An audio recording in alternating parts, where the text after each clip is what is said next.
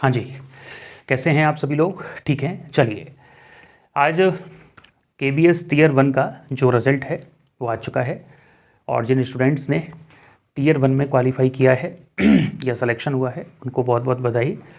लेकिन वो ज़्यादा खुश होते यदि एग्ज़ाम डेट इतना जल्दी नहीं आता। 28 मार्च को केबीएस टीयर 2 का एग्ज़ाम पेपर है और इतना जल्दी डेट आने की वजह से जो सेलेक्ट हुए हैं स्टूडेंट उनको थोड़ा डर, पैनिकनेस और कन्फ्यूजन बढ़ा है कि इतने कम समय में कैसे प्रिपरेशन की जाए। यदि मसला केवल एमसीक्यू पार्ट का होता तो चलो समझ आती सिचुएशन, क्योंकि लगातार हम उस पार्ट से जुड़े हुए रहते हैं, कहीं ना कहीं हमने एमसीक्यू पार्ट की तैयारी की हुई होती है। लेकिन डिस्क्रिप्टेड पार्ट को लेके एक खास तनाव स्टूडेंट्स के अंदर है, एक खास कन्फ्यूजन स्टूडेंट्स के अंदर है। पहला कन्फ्यूजन तो ये है कि what is the right procedure to writing the answer writing कैसे करें, उसका सही प्रोसीजर क्या है, कौन कौन से इंपॉर्टेंट पॉइंट्स हैं जिनको इंक्लूड करना है, आंसर राइटिंग करते कैसे हैं, क्या इजी तरीका है, और सबसे इम्पॉर्टेंट, चलो ये सारी चीज़ें सीख भी जाएं, टाइम इतना कम है, फिर राइटिंग करने के लिए जो डिस्क्रिप्टेड कंटेंट है वो कैसे, कहाँ से। कई सारे ऐसे स्टूडेंट थे केबीएस के जो टीयर 1 में सेलेक्ट हुए हैं जिनको उम्मीद तो थी कि वो सेलेक्ट होंगे लेकिन कंफर्म नहीं था, इसलिए उन्होंने पढ़ाई स्टार्ट नहीं की या एक स्ट्रेटजी के साथ अपनी तैयारी को स्टार्ट नहीं किया। तो आज जब वो सेलेक्ट हुए तो खुशी तो हुई, लेकिन जब उन्होंने डेट को देखा तो उनको तो ये टेंशन हो गई कि यार हम पहली पढ़ाई स्टार्ट कर देते तो आज ऐसा नहीं होता। ये जो नेगेटिव सिचुएशन बनी है ईएमआरएस और केबीएस दोनों को लेके, ये वास्तव में एक सिचुएशन ऐसी है जिसमें स्टूडेंट को तनाव होना लाजमी है, स्वाभाविक है। लेकिन कुछ ऐसे स्टूडेंट होंगे जो ये सोच रहे होंगे कि यार अब तैयारी करने से क्या फ़ायदा है। कुछ ऐसे स्टूडेंट होंगे जो सिलेक्शन होने ना होने को लेके अपना मन बना चुके होंगे कि भाई अपना तो नहीं होगा। बहुत सारे ऐसे स्टूडेंट होंगे जो शायद हार मानने की तरफ आगे बढ़ रहे होंगे या बहुत बड़े कन्फ्यूजन के साथ बैठे हैं कि सर मुझे बताओ मुझे करना क्या है, 2 महीने में तैयारी करूँ कि नहीं करूँ, पहले तो ये बताओ, और उसके बाद करूँ तो कैसे करूँ। देखो, बात ऐसा है, जो स्टूडेंट टीयर 1 में सेलेक्ट हुआ है उसको ये बात समझ लेनी चाहिए कि जितने भी स्टूडेंट ईएमआरएस और केबीएस की प्रिपरेशन कर रहे हैं वो सब सेम सिचुएशन में हैं। अपने आप को ज़्यादा टॉर्चर, ज़्यादा परेशान करने की कोई आवश्यकता नहीं है। आप तो चलो बहुत सारे ऐसे स्टूडेंट से मुलाकात नहीं करते होंगे, हम तो करते हैं, हमारी उनसे चर्चाएं होती हैं, हमारी उनसे बातचीत होती हैं, तो एक बात पता लगता है कि प्रॉब्लम लगभग सभी स्टूडेंट के पास एक जैसी है। एमसीक्यू को लेके नए स्टूडेंट्स के पास प्रॉब्लम है जो पहली बार ईएमआरएस केबीएस से जुड़े हैं, लेकिन जो लंबे समय से केबीएस एनवीएस की या किसी भी स्टेट की तैयारी कर रहे थे, स्टेट एग्जाम्स की तैयारी कर रहे थे, उनको एमसीक्यू पार्ट में तकलीफ नहीं है या है तो बहुत कम है। मेन समस्या जो सबके लिए आ रही है वो है डिस्क्रिप्टेड पार्ट की। 2 बातें डिस्क्रिप्टेड पार्ट के लिए सीख लो। ज्वाइन कहीं भी करना, सेल्फ कर लेना, कोई फर्क नहीं पड़ता, लेकिन 2 बातें कॉमन है जो सबको अप्लाई करनी ही पड़ेंगी। डिस्क्रिप्टेड जो पार्ट है वो 2 चीज़ों से मिलकर बना हुआ है, कंटेंट प्लस प्रेजेंटेशन। इन दोनों का सही मिश्रण होगा तो ही मार्क्स मिलेंगे। यदि इनमें से एक भी चीज़ ऊपर नीचे हुई तो नंबर जितने आने चाहिए थे सिलेक्शन के लिए उतने नहीं मिलेंगे। हम रिपीट कर देते हैं, जो डिस्क्रिप्टेड पार्ट है उसमें आपको कॉन्सेप्ट कह सकते हो, कंटेंट कह सकते हो, बात एक ही है, मतलब पढ़ाई, डिस्क्रिप्टेड मटेरियल, और एक है प्रेजेंटेशन। ये जो कॉन्सेप्ट है इसका रोल भी 50% है और इसका रोल भी 50% है। रोल कितना भी हो सर, हमारे पास जो टाइम है वो 20 से 25 दिन है, क्योंकि कई सारे स्टूडेंट एक दिन ईएमआरएस का भी पेपर देने जाएंगे और हो सकता है होली का भी त्यौहार आ रहा है तो और भी काम रहते हैं। 50% और 50% इन दोनों का कंट्रीब्यूशन है। अच्छी बात यह है, ये जो 50% है इसको सीखने में टाइम नहीं लगता। यदि आपको सही बातें पता लग जाए प्रेजेंटेशन के बारे में, एग्जामिनर क्या सोचता है, कैसे मार्किंग होती है, कहाँ नंबर कटते हैं, क्या लिखना ज़रूरी है, क्या छोड़ना ज़रूरी है लिखने से पहले, जैसे वो सारी चीज़ें पता लग जाएंगी राइटिंग स्किल्स के बारे में, तो जब भी आप कंटेंट पढ़ेंगे आपको पता चल जाएगा क्या इंपॉर्टेंट है क्या इंपॉर्टेंट नहीं है, और 2-3 बार प्रैक्टिस करोगे तो आप आंसर राइटिंग का फॉर्मेट लिखना सीख जाओगे। तो ये भले ही 50% का इंपॉर्टेंस रखता है, लेकिन इसको सीखने में बहुत ज़्यादा टाइम नहीं लगता, बहुत ज़्यादा प्रैक्टिस नहीं लगती। थोड़ा बहुत जानकारी ऑथेंटिक वे में यदि आपको हो जाएगी, कंटेंट की समझ, एग्जामिनर का माइंडसेट और ड्राफ्टिंग एक बहुत बड़ी स्किल है, बिना ड्राफ्टिंग के सिलेक्शन नहीं होते, वो स्किल यदि आपके अंदर आ जाएगी तो निश्चित तौर पे ये वाला पोर्शन आपका क्लियर हो जाएगा।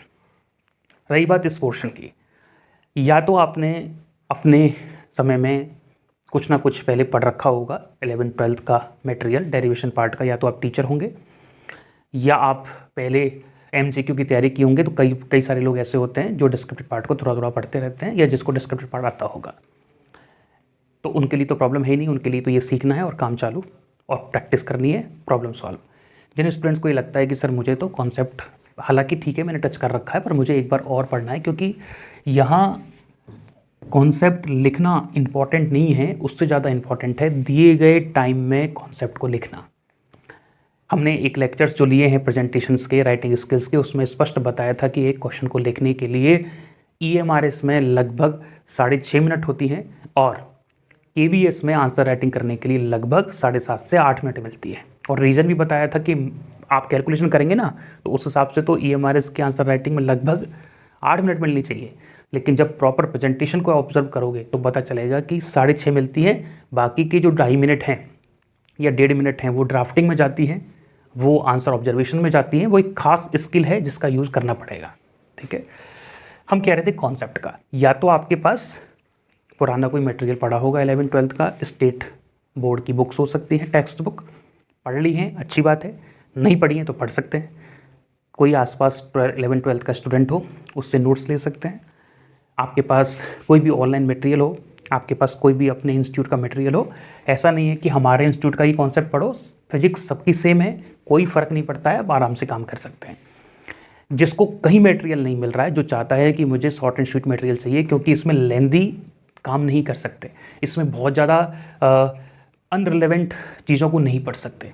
ऐसा ना हो कि ऐसी चीज़ें पढ़ लें जो रिलेवेंट ही नहीं है, एक्स्ट्रा आप पढ़ लें, क्योंकि 6.5 मिनट एक आंसर के लिखने के लिए मिल रहे हैं, तो उसमें रिलेवेंट ही लिखोगे तभी नंबर मिलेंगे। तो ये कैसे पहचाने या कैसे काम करें? यदि आपको एक कॉन्सेप्ट कहीं नहीं मिल रहे हैं, कंटेंट कहीं नहीं मिल रहा है, शॉर्ट एंड स्वीट कंटेंट नहीं मिल रहा है, तो हमने डिस्क्रिप्टिव नोट्स हर एक टॉपिक के बना के डाल दिए हैं, जिसमें लिमिटेड जो भी लिखना चाहिए वो उसमें लिखा है। इसके अलावा फालतू सारी चीज़ें उसमें है ही नहीं। हम ये नहीं कह रहे हैं, वापस बता रहे हैं कि हमारे नोट से सिलेक्शन होगा, ऐसा नहीं होता।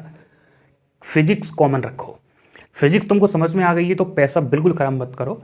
आपको केवल इस पार्ट पे फोकस करना है, आपको केवल टेस्ट देने हैं, इसके अलावा कोई काम आपका नहीं है। यदि आपको इसमें तकलीफ है, ध्यान रखना, इसको सीखने में भले टाइम नहीं लगेगा। हम क्या बोल रहे हैं पता है, इसमें सीखने में लगभग 1-2 दिन में क्लियर हो जाता है, क्योंकि एक बार हमने इसके 7 लेक्चर्स तैयार किए हैं। आपको हम हालांकि हम बताना नहीं चाहते थे, लेकिन अब बता देते हैं। एक खास संजीवनी सीरीज़ हम स्टार्ट कर रहे थे, आज उसका अनाउंसमेंट होने वाला था 28 फरवरी को, लेकिन KBS के रिजल्ट आने की वजह से उसके अनाउंसमेंट को एक दिन डिले किया जा रहा है। उसका रीज़न है, जो संजीव सीरीज़ एक ऐसी सीरीज़ है जिसमें लास्ट टाइम पे, जिसमें ऐसे स्टूडेंट जिनको किसी भी तरीके से सिलेक्शन लेना है, जिसको डिस्क्रिप्टिव पार्ट के प्रेजेंटेशन स्किल्स सीखनी है, जिसको कॉन्सेप्ट का क्लैरिटी चाहिए, जिसको टेस्ट चाहिए, जिसको इंपॉर्टेंट टॉपिक्स चाहिए कि कहाँ से क्वेश्चंस आने की प्रोबेबिलिटी ज़्यादा है, जिनको इंपॉर्टेंट टॉपिक्स चाहिए, क्वेश्चंस चाहिए, इंपॉर्टेंट चैप्टर्स के बारे में जानना है, इन सबको एक मिला के शानदार प्लान तैयार किया था। लेकिन हमको ये उम्मीद थी कि KBS का डेट थोड़ा सा आगे आएगा, तो उसमें जो प्लान किए गए वो इस आधार पर तैयार किए गए कि EMRS का डेट 22 का है और KBS का थोड़ा सा आगे, मतलब अप्रैल में है, लेकिन डेट पहले आ गई।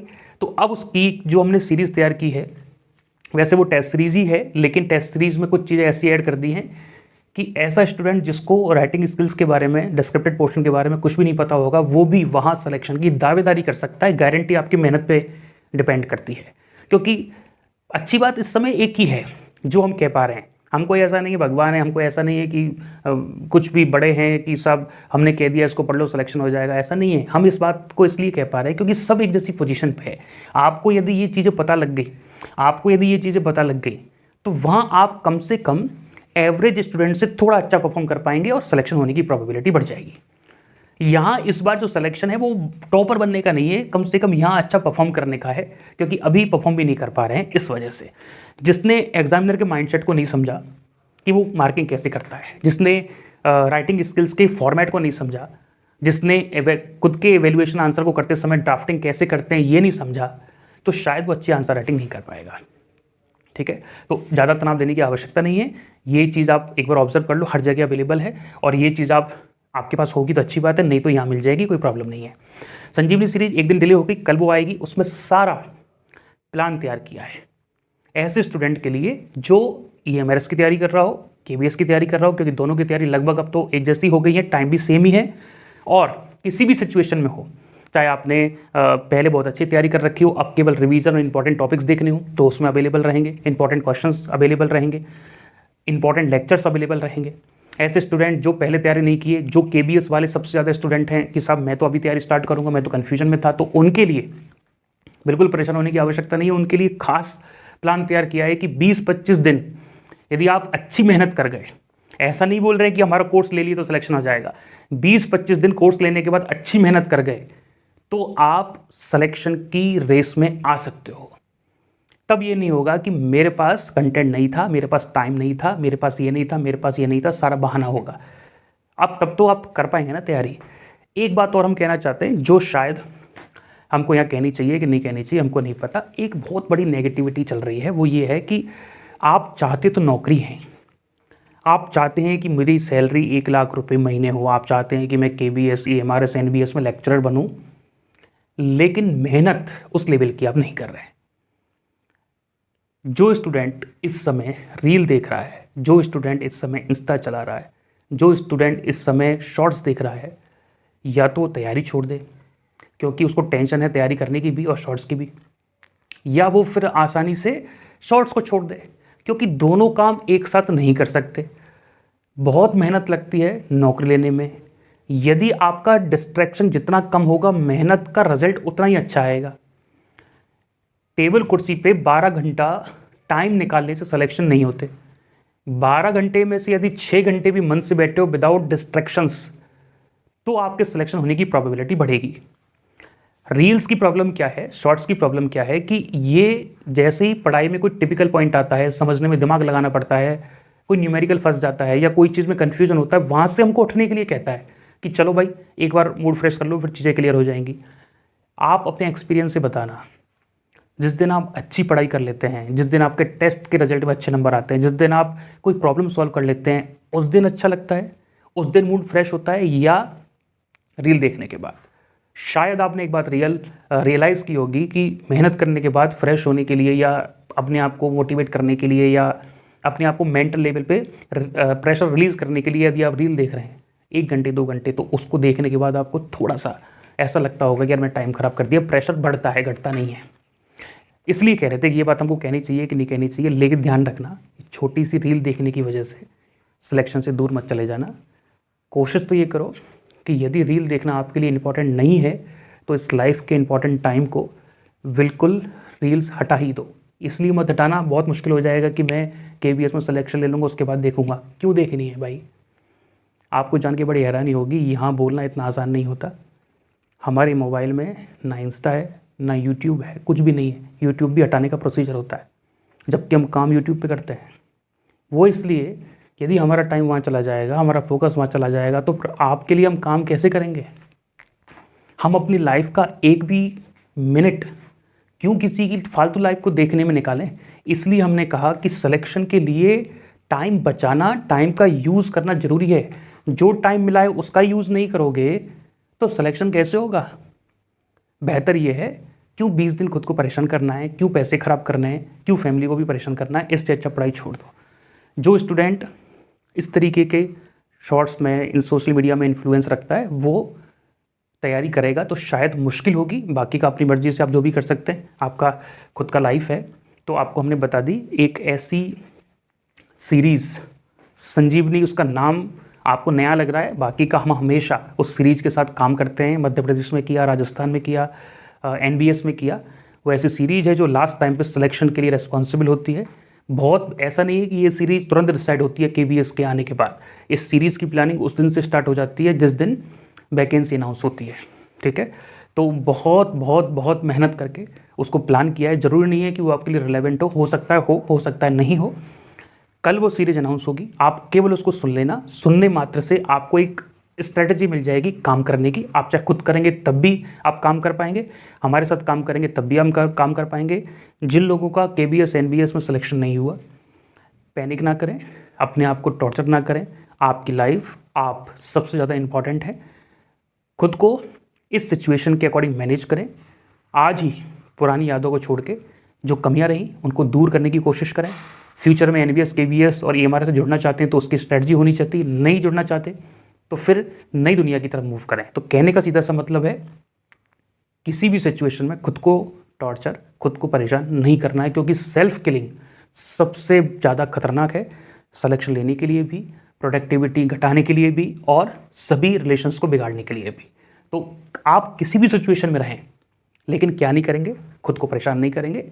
ये स्टेटमेंट, यदि आप हमसे कुछ भी सीखना चाहते हो फिजिक्स के अलावा एक चीज़, तो वो ये सीख लो कि हमेशा तनाव उस चीज़ का लो जो चीज़ तुम्हारे हाथ में है। जो चीज़ तुम्हारे हाथ में नहीं है उसके बारे में नहीं सोचना है। हम एक बात इसको एग्जाम्पल की समझाते हैं। एक बात ध्यान से सुनना, आपको 25 दिन जो बचे हैं, 20 दिन जो बचे हैं, उनको यूज करने में प्रॉब्लम पता है क्यों आ रही है? क्योंकि आपके अंदर सबसे बड़ा डर, सबसे बड़ी चिंता सिलेक्शन होने और ना होने को लेके है। सबसे बड़ा कन्फ्यूजन सिलेक्शन होने और ना होने को लेके है। यदि ये चिंता, ये टेंशन हट जाए, जबकि होना ये लाजमी है, होना ये कंपलसरी है, जो भी स्टूडेंट प्रिपरेशन करेगा उसके ये टेंशन होगी, लेकिन जो इसको हटाएगा वही तो सिलेक्शन लेगा। आप सोचो, एक व्यक्ति विदाउट टेंशन के साथ, फुल फोकस्ड के साथ 20 दिन का इस्तेमाल कर रहा है, 25 दिन का इस्तेमाल कर रहा है। सेम सिचुएशन में सब लोग, ऐसा नहीं है कि वो धुरंधर है। जिन्होंने पहले कंटेंट ले रखा था कुछ लोग पढ़ रहे हैं, कुछ लोग इंतजार कर रहे थे डेट्स का, सब सेम सिचुएशन पे हैं। और जो लोग, सोचो ऐसे स्टूडेंट जो टेंशन में हैं और वो कोशिश कर रहे हैं सिलेक्शन लेने का, ऐसे स्टूडेंट भी हैं जो बिल्कुल टेंशन रिलीज कर दिए कि भाई मुझे मेरा काम करना है, 20 दिन यूज़ करना है, तो उनके सिलेक्शन की जो प्रोबेबिलिटी है वो ज़्यादा हो जाती है। तो कहने का मतलब, आपको ये 20 से 25 दिन की यात्रा मुश्किल लगेगी यदि आप सिलेक्शन होने और ना होने को लेके सोचोगे। हम जिस तरीके के व्यक्ति हैं, हमको ऐसा लगता है कि अपना काम बेस्ट कर लो, जितना तुम कर सकते हो, जो भी फाइनल होगा वो सब आपके पक्ष में ही होगा।